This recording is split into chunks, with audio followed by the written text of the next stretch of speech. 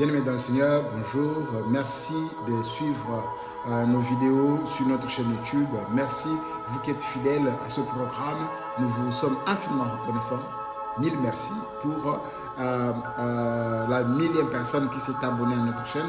Et l'objectif n'est pas totalement atteint parce que nous devions atteindre 1 million d'abonnés sur notre chaîne. C'est possible avec vous.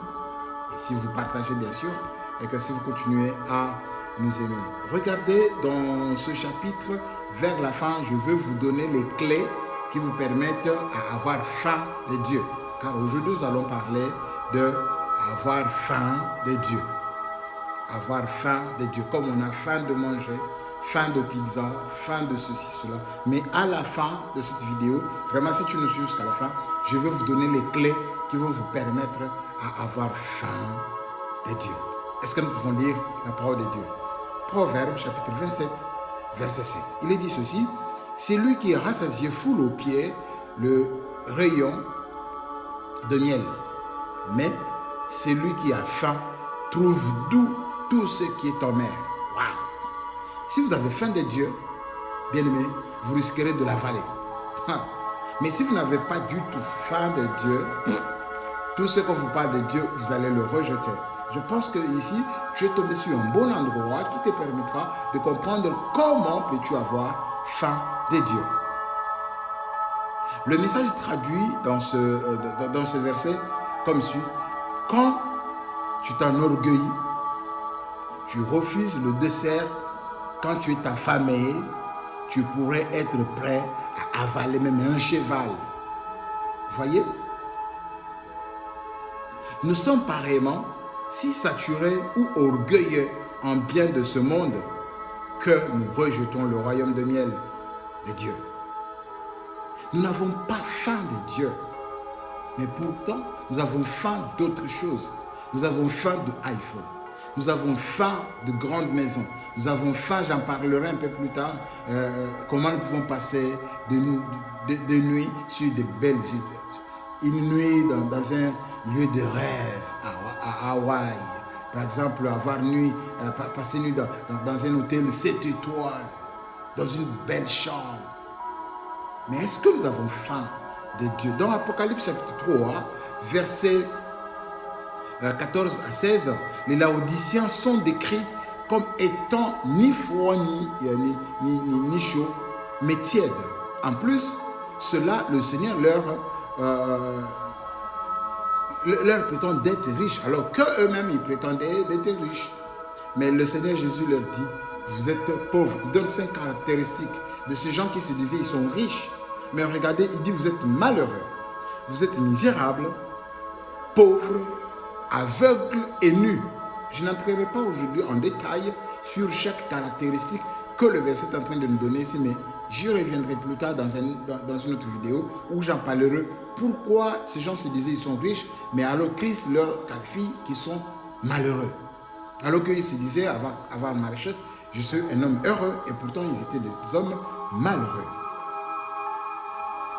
Nous savons que le roi David était riche, ça tout le monde le sait, et qu'il a laissé le matériau à son fils Salomon pour construire le temple. Ça, nous le savons. Nous savons qu'il était roi quand même, donc il ne manquait absolument rien. Et pourtant, dans Psaume 86, il est dit, dans Psaume 86, il dit, il le reconnaissait qu'il était pauvre et nécessiteux, ou il désespérait pour Dieu. Voyez? Alors, cet homme, quand vous lisez ce chapitre, il vous dit il est misérable. Prenons l'exemple d'un président de la République, mais qui vous dit il est pauvre, il est misérable, il est malheureux. Et pourtant, la pauvreté et être nécessiteux que David est en train d'évoquer ici, c'est parce qu'il désirait, il avait faim d'avoir Dieu toujours et en permanence. Avez-vous jamais eu le désir de pizza ou d'un hamburger bien garni avec des ingrédients favoris, tandis que vous attendiez descendre chez vous à la maison pour aller manger la boule ou le repas que votre maman a préparé? Mais lorsque vous avez faim, vous profitez, vous achetez. Vous mangez pourquoi? Parce que vous avez faim. Est-ce qu'il vous arrive dans votre vie, par exemple, un chrétien, d'avoir faim de Dieu, de savoir qu'en ce moment-là, c'est Dieu qui me parle, c'est Dieu qui m'appelle, je peux tout abandonner, je vais aller jeûner. Je vais tout abandonner. Pourquoi? Parce que la faim que j'ai, c'est la faim de Dieu. D'ordinaire, il est plus plaisant pour nous de nous exciter concernant un nouveau film, de vacances dans une terre exotique ou une nuit à la belle étoile avec deux amis, avec son amant, avec son amoureux, avec ses enfants de feu. Autant que je puisse être enthousiaste pour de telles choses, j'aimerais bien être enthousiasmé de passer mon temps en compagnie de mon Seigneur. Je désire être saturé par lui et pour lui. Je désire passer du temps comme ça pour Dieu et par Dieu. Ceci nous aide à avancer, à connaître Dieu. Prenons l'exemple d'Israël, Exode chapitre 16, verset 4, où l'Éternel dit à Moïse, « Voici, je ferai pleuvoir pour vous du pain du haut des cieux. Le peuple sortira et en ramassera jour par jour la quantité nécessaire afin que je le mette à l'épreuve et que je vois s'il marchera ou non selon ma loi. » Dieu avait dit qu'il allait pleuvoir le pain du ciel. Pourtant, les enfants d'Israël devraient fournir un effort chaque jour pour avoir leur pain quotidien.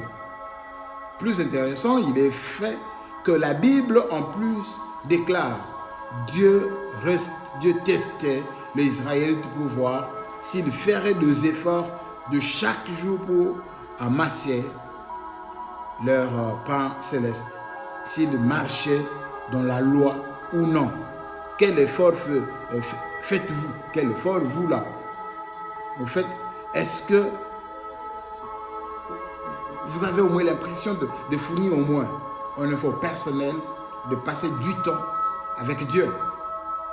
Dieu ne descendra pas du ciel pour te dire, il est temps, prie-moi. Non, c'est à toi d'avoir faim de ce Dieu-là, de le chercher tout le moment. Tu ne dois pas aller chercher Dieu parce que tu as besoin du mariage.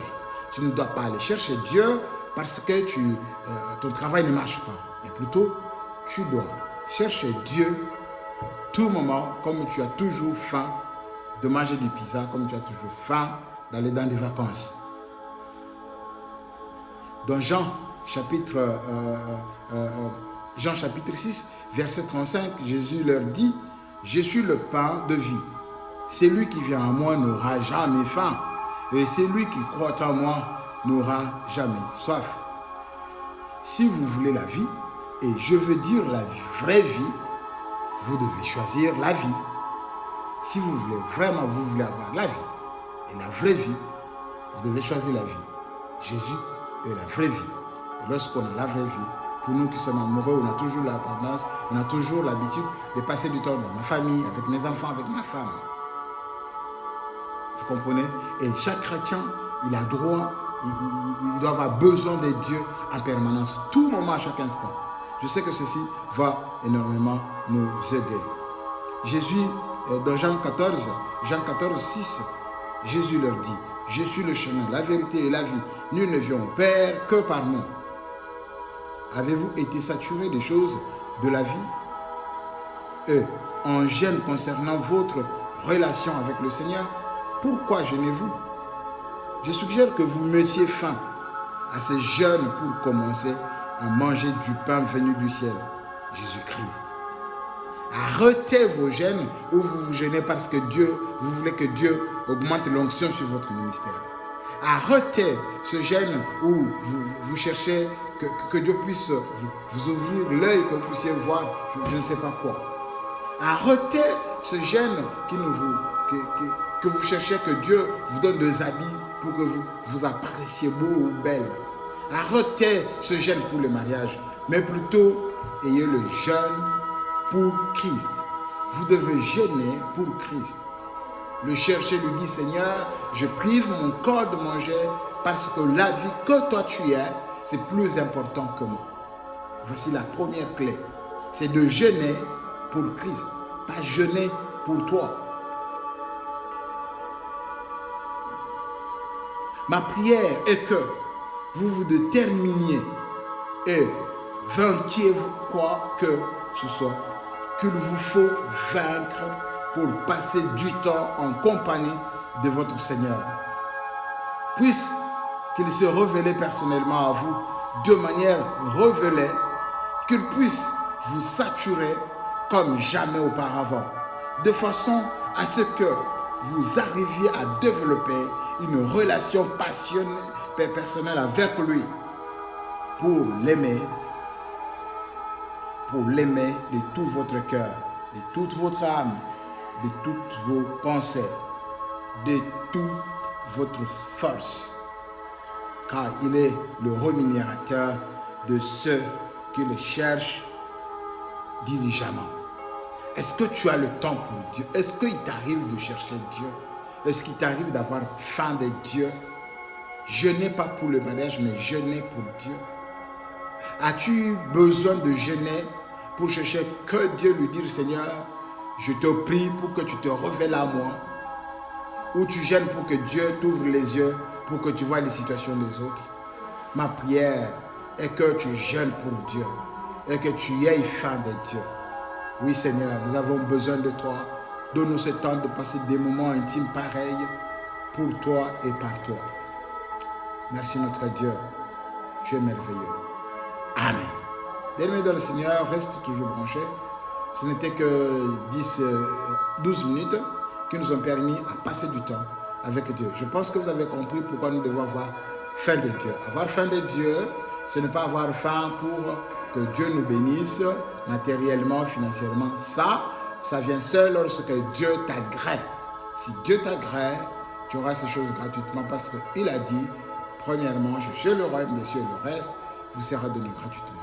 Je suis Joseph de Gaulle, l'un des serviteurs de Dieu. Que Dieu vous bénisse. Merci de continuer à nous encourager, à aimer, à partager. Que Dieu vous bénisse. Ciao, ciao.